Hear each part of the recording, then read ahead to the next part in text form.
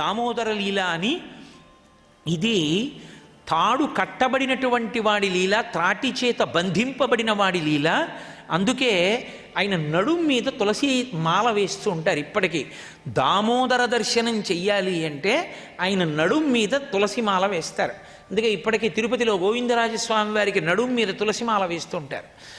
నడుము మీద తులసి మాల ఉన్నవాడు కూడా దామోదరుడే. తులసిమాల ఉదరమునందున్నవాడు కాబట్టి దామోదర. అసలు అర్థం ఏమీ తెలియనటువంటి ఒక గోపకాంత యొక్క భక్తికి కట్టబడ్డాడు కాబట్టి దామోదర.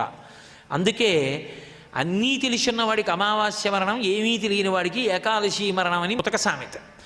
భగవంతుడు ఉన్నాడు అని నమ్ముకున్నవాడు ఎవడున్నాడో వాణ్ణి ఈశ్వరుడు రక్షిస్తాడు. వాడి పాపం పుణ్యం ఈశ్వరుడు చూస్తూ ఉంటాడు. నాకన్నీ తెలుసని అహంకారం ఉన్నవాడి జోలికి ఈశ్వరుడు కూడా వెళ్ళాడు. మొదట విడిచిపెట్టవలసింది ఏదైనా ఉంటే అహంకారం విడిచిపెట్టాలి. నా అంత వాణ్ణి నేను, నాకు తెలుసనుకోవడం ప్రమాదకరం. అందుకే చదువు దేనికి పనికి రావాలి అంటే నాకు చాలా తెలియవు అని తెలుసుకోవడానికి పనికి రావాలి. అసలు నాకు తెలిసున్నదే పాటి, ఏం తెలుసు నాకు? విద్య అన్న మాటకు అర్థం నాకు చాలా తెలియవన్న వినయాన్ని పొందడం. ఆ వినయం లేనప్పుడు నాకు ఇన్నొచ్చు అని చెప్పుకోవడానికి పనికొస్తే అది అహంకారం అవుతుంది. నాకు చాలా తెలియవని తెలుసుకోవడానికి అది పనికొస్తే అది నిజమైన విద్య అవుతుంది.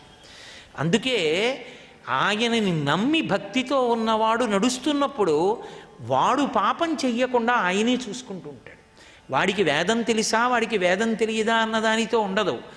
వాడు పాపంలో ఉంటే వాడిని పాపంలోంచి ఆయన ఉద్ధరిస్తాడు. దాని జోలికి వెళ్ళకురా అని తప్పిస్తాడు. వాడు దూరంగా పోయినా అది మంచిదైతే ఆ మంచి పని వాడితో చేయిస్తాడు.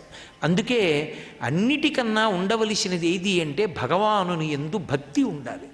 ఆ భక్తి ప్రయత్నపూర్వకంగా ఆర్ద్రతతో సంపాదించుకోవాలి.